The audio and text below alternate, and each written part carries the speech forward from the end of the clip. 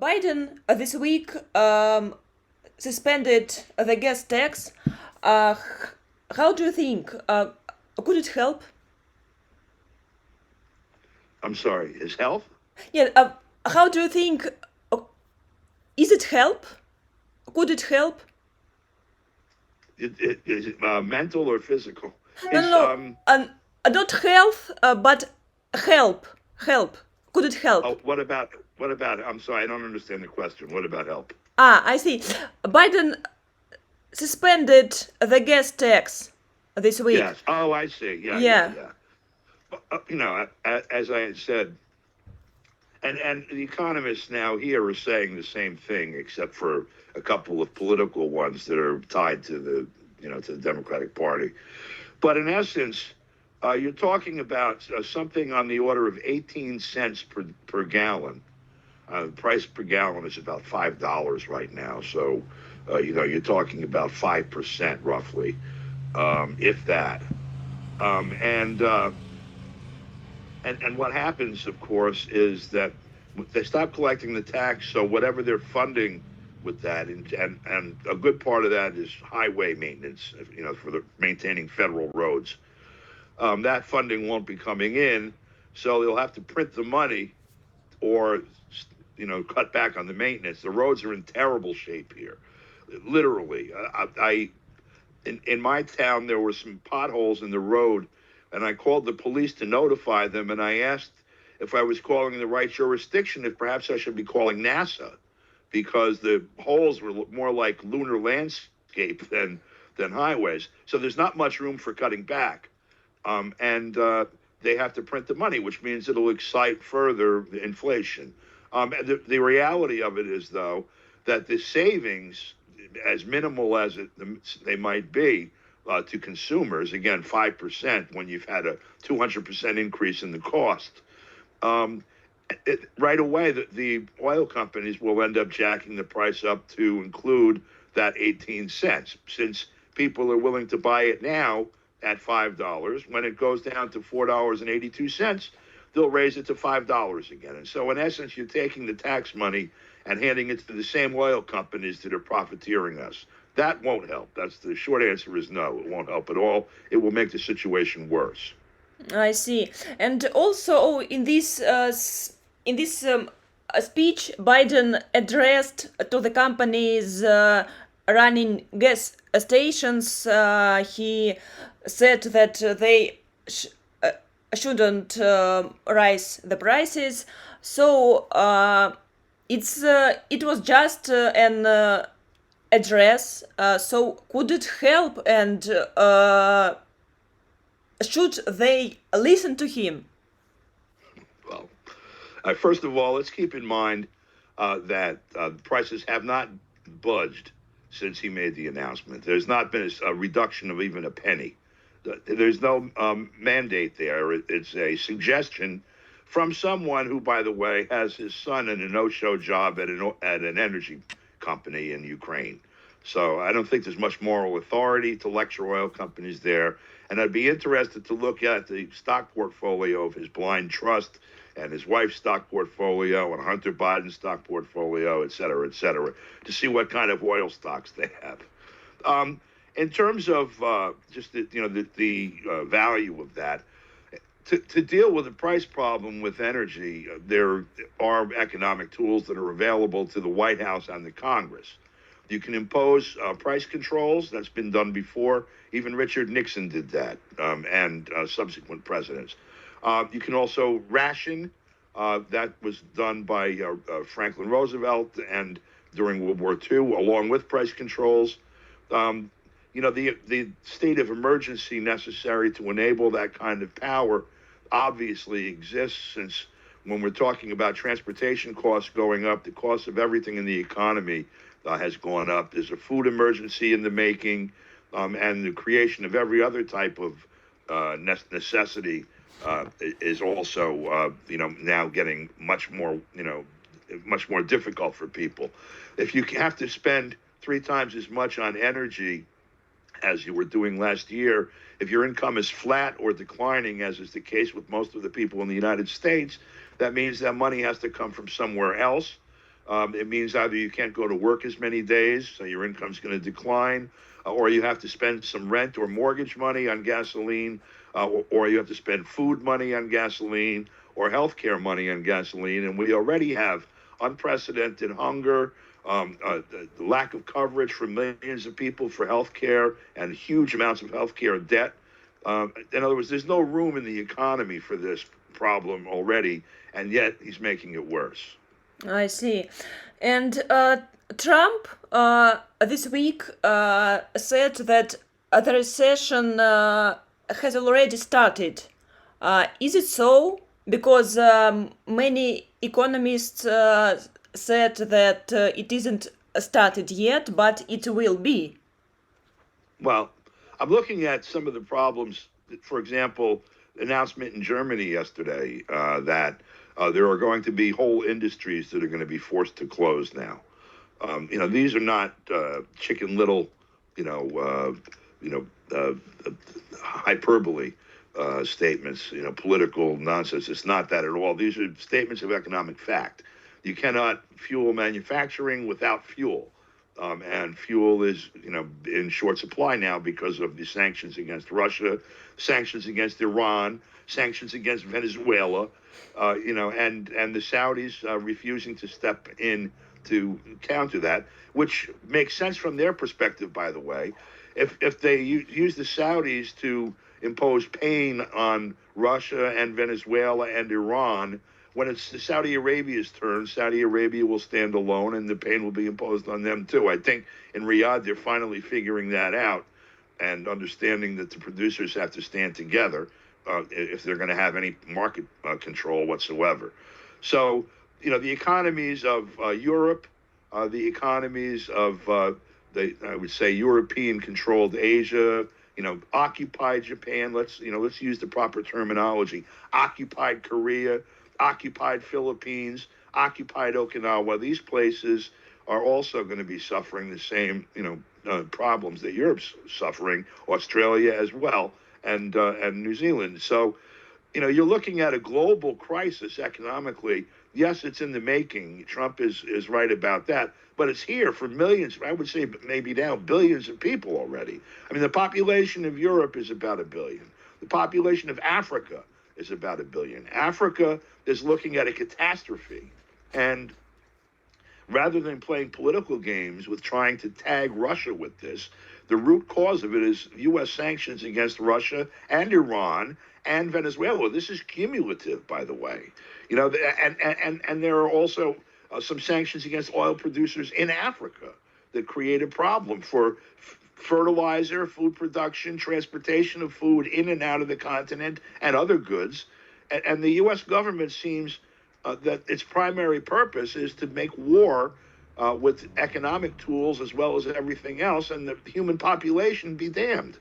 And right now, that's the policy that we're seeing, displayed in front of us. Mm-hmm. I see. So it's something that could be other way. So it's no matter what could be next. So things could get only worse. Well, people wake up every day. They need food. They need shelter. They need energy, heat, air conditioning, whatever it is, depending on the climate, water, septic, sewage, etc. Transportation to move these goods and services around. The transportation costs are maybe it's going to be an order of magnitude by the time this thing is fully expressed. It's already, again, the gasoline prices in my town, the little Westchester County village of Austin, metropolitan New York City, went from $1.99 on January 20th, 2021, is now $5.50. That my income has not gone up. Most people's income in this village has not gone up, and many have lost income. And a lot of people are losing it now in this condition. There are people, for example, truckers that can't afford to do their job because they lose money eating the fuel costs. A lot of the producers that use these trucks can't afford to tack the additional fuel costs onto their product because their customers can't afford to buy it. And so there is a whole, sort of like rainbow effect economically that, has not yet fully expressed itself, but we're starting to see it already, and it could be catastrophic. The solution to the problem requires a rethinking of pretty much of the political economy here. Oil companies' profit margin cannot be the primary purpose of government, for example, increasing those profits. Protecting the economy from price gouging, as a matter of fact, is a proper function of a government in a capitalist economy, if you're going to assume a capitalist economy is the type of economy that you should have. Some say that the state should own the oil resources or energy resources, even in a capitalist economy or in a hybrid economy, because it's essentially the lifeblood of the political economy. And so that whole thing needs to be rethought, first of all. Secondly, just the mechanism by which this condition comes into being needs to be rethought. Oil companies and other big money, the locus in the political economy put people into office. The president was selected. The Congress is selected. And you have an example. The U.S. Congress has favorability ratings in the polls between 8 and 15% for the last 30 years, and a reelection rate of about 95 to 98%. Okay, that contradiction tells you everything about the nature of the U.S. government and its so-called democracy.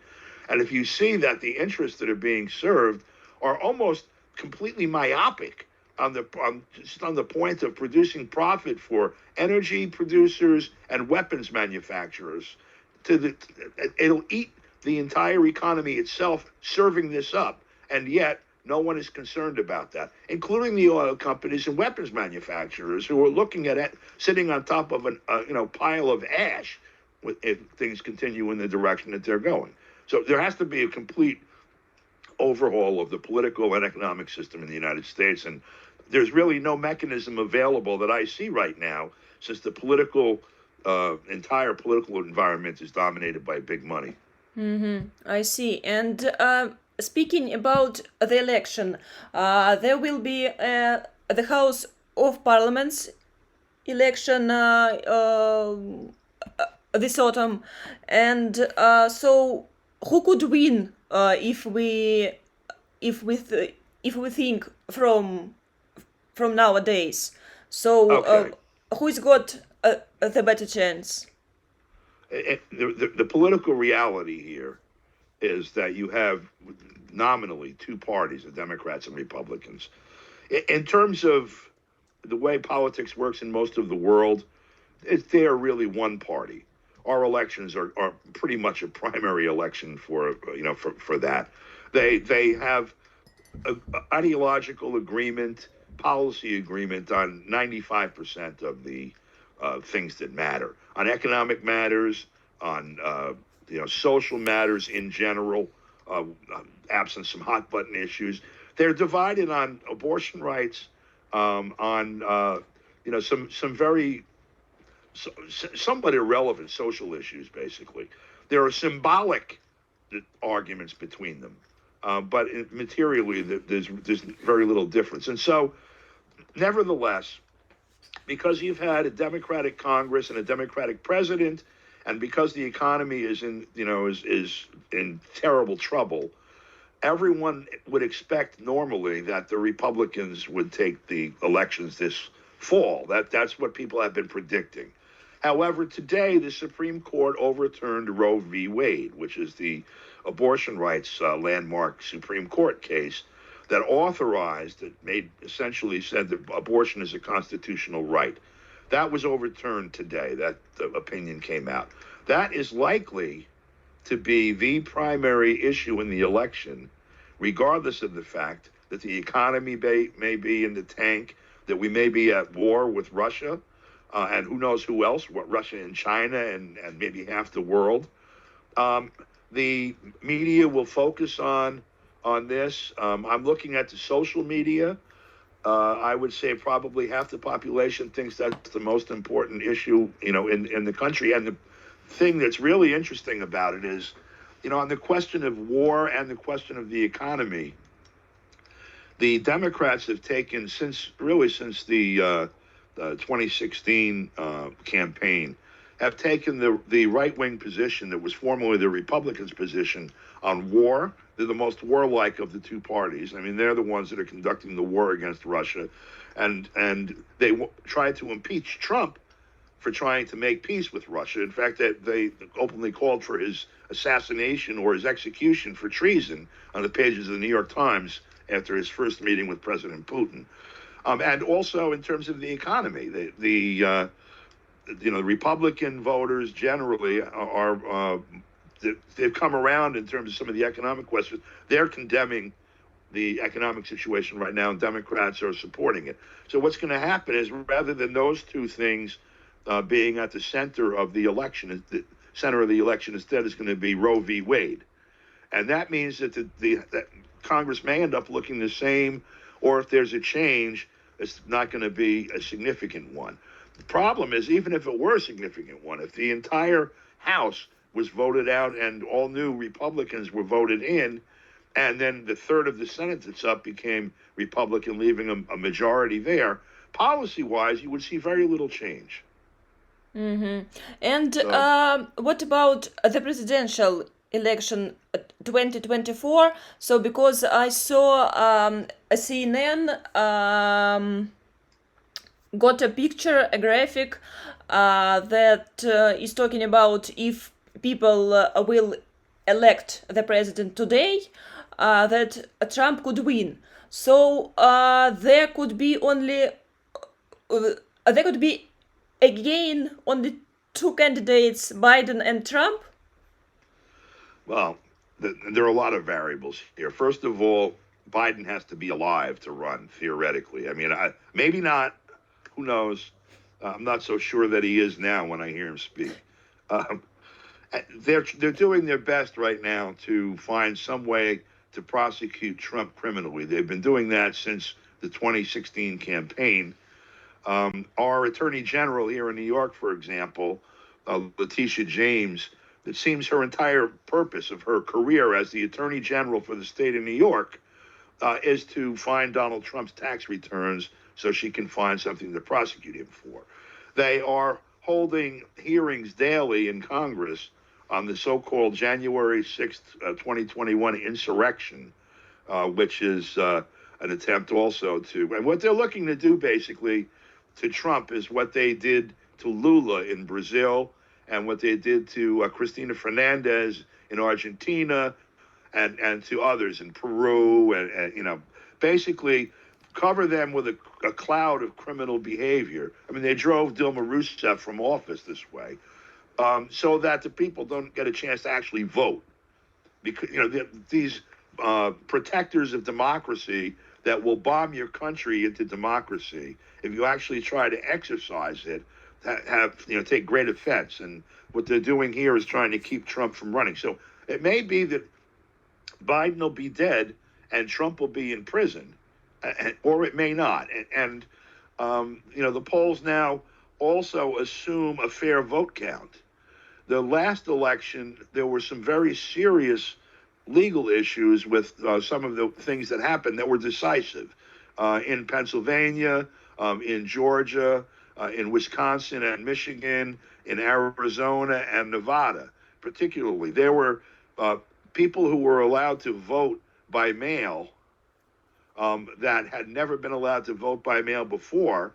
And although the U.S. Constitution says that if you are going to set up a method of electing the president, that method has to be selected by the state legislature. In none of these cases did the legislature do it. The legislature, in most cases, actually affirmatively refused to do it. And so the attorney general in one case, a governor's executive order in another case, and like that was done. The challenge to that on a constitutional basis, what happened was those votes that came in by mail were weighted something like 80-20 in Biden's favor, as the rest of the vote that was done by conventional means was in Trump's favor. And for some reason, it was a record number of votes by like some 10 million extra voters. Now, what they did, rather than wait for you to make a request saying, I'm not going to be able to get in because of COVID or I'll be on vacation or whatever, they mailed ballots to whole neighborhoods, practically saying occupant and your address, and then these came back in. In other words, the possibility of ballot box stuffing was very high. There was a record number of ballots that came from this, and those ballots were way out of statistical probability in favor of Biden. And yet not one case challenging that was allowed into any court in the state or the federal level. And instead, the one place where that would have been challenged, the January 6th joint session of Congress, when the first challenge was raised, the Capitol was breached. A 12-hour TV show talking about the siege of our democracy went on while that happened, and everyone was retired under their desks or whatever. And when they came back in, both McConnell and Schumer led what was obviously, a staged, outpouring of outrage over this danger to our democracy and the challenges that would have come up where you would be able to see on television a vetting of these legal issues. No matter what the outcome was, people would know what happened. That was dismissed. No one had the courage to raise the objections because they were talking about it being treasonous. So I don't even know if there'll be an election. If it looks like some anti-war candidate, for example, is rising to the top, I mean, I don't know who that would be at the moment, other than Trump, as bizarre as that may sound. They may well just cancel the election. It's my feeling that wherever the center of the elite is here, there's a policy decision to try to repeat December 31st, 1991 with Russia. And they believe they can do it. And obviously, that risks nuclear war. And they don't care. Yeah, that's terrible. But thank you so much. It was very Okay. useful.